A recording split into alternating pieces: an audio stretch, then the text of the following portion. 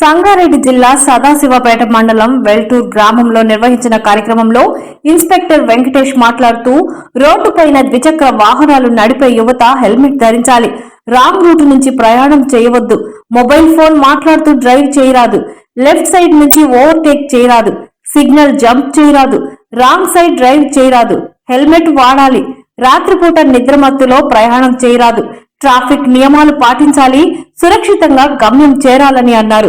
Road ప్రమాదాలను తగ్గించి ప్రజల ప్రాణ రక్షణే లక్ష్యంగా పోలీస్, రవాణా, ఆరోగ్య శాఖలు సంయుక్తంగా నిర్వహిస్తున్న ప్రత్యేక ఉద్యమమే అరైవ్ అలైవ్ 2026 అని, జిల్లా వ్యాప్తంగా రోడ్డు భద్రతపై వివిధ రకాల అవగాహన కార్యక్రమాలను నిర్వహించడం జరుగుతుందని అన్నారు. ప్రోగ్రామ్ కు ఆదరైనటువంటి వేదిక మీద ఉన్నటువంటి సిఐ గారికి, సిడిసి చైర్మన్ రామరెడ్డి గారికి మరియు లక్ష్మణరెడ్డి గారికి, యాక్సిడెంట్లో చనిపోతే చాలా మందిని చూస్తున్నాము. ఆ ఫ్యామిలీ ఎప్పటి వరకు కూడా కోలుకోలేకుండా బాధపడుతున్నారు.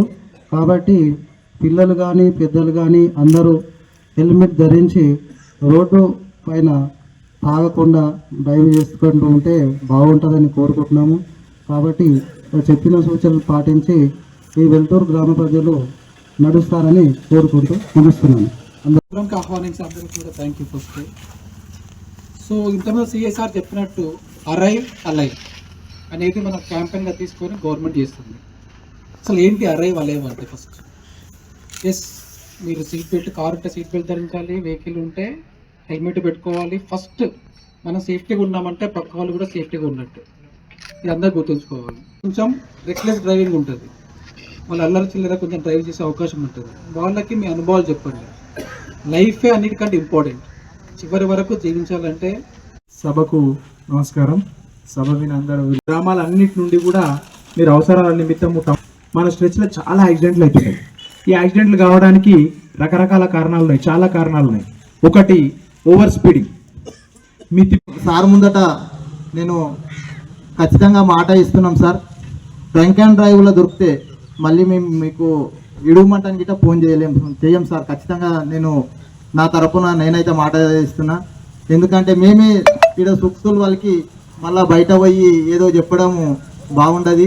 అందరికిట దయచేసి ఇది ఒకటి గమనించాలి. మేము తాగినాము, కొద్దిగా ఒకటే బీరు తాగినా సార్ పట్టుకున్నాడు ఇడుమంటే వాళ్ళకిట పైనుంచి ప్రెషర్స్ ఉన్నాయి.